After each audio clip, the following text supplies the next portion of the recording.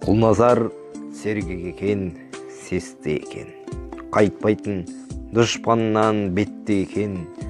Кәрсенің мал жанына жинақшы болып, жел жаққа орнатыпты шепті бекем.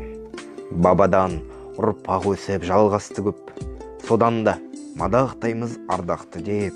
Құлназарым, құтым деп анасы айтқан, ол барда қуырдақсыз қалмаспыз деп. Құлназар заманында бай болыпты, дәулеті, көңілі оның жай болыпты. Бір белгі содан қылған саптаяқ берекеге сай болыпты. Сұраулы мен тілеулі бораншыдан, адалдан дәулет жиып нәсіп еткен туыпты. Тілеуліден керней ата, көкбөрі деген ерек атқа жеткен. Жүрсін деп топты жарып кернейлетіп, жасқанбай төрге осып ашып есік, содан да керней аты қалған екен, алысқан қол айтысқан сертке жетіп.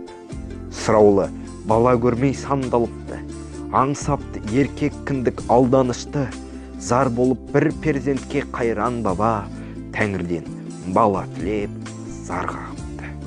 Көз жасын бала тілеп төккен екен, Тәңірге зар тілегі жеткен екен. Сонда да Тәңір берді атаныпты, анасы қайтыс болып кеткен екен.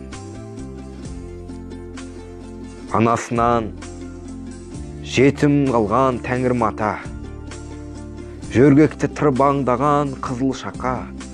Кернейдің шеше соны бауырына сап, емізген баласымен бірге қоса өсіпті.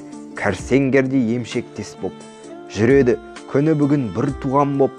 Жалғанған осылайша бауырластық, кімге опа берер дейсің дүние бұл.